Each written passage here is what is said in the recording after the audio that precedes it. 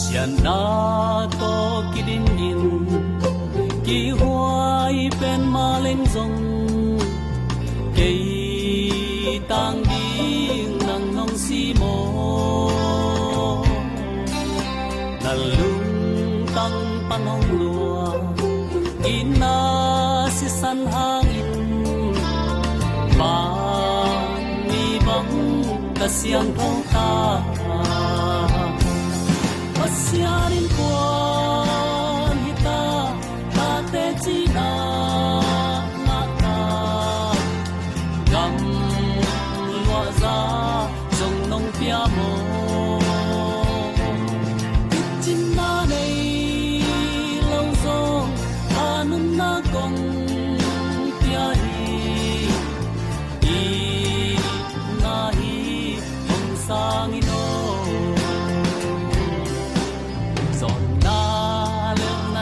in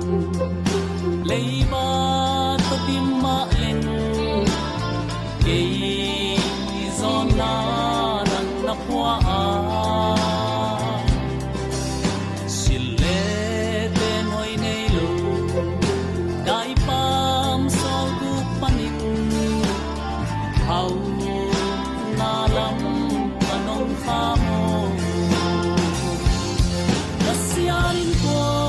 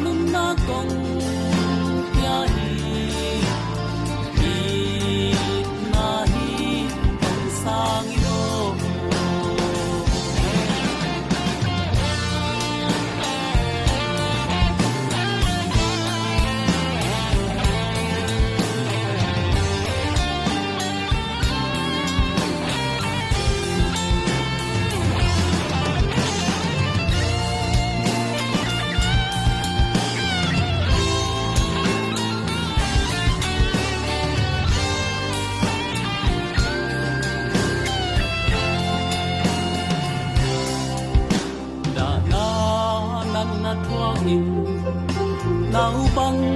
kap zel ma kei nan na nang na pua an sung man nong kia kin na tam pi nong pia ta hai song adin le ta pasianin ko te china ngata gam lua za zong nong tia mo chin na nei lâu zong kanun na kong tia hi na hi kong sang ino pasianin ko